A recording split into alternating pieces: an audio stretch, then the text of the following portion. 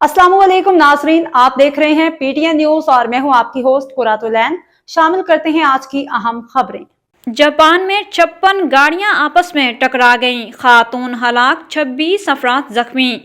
Tokyo Japan में होने वाले खतरनाक हादसे में 56 गाड़ियां आपस में टकरा गईं।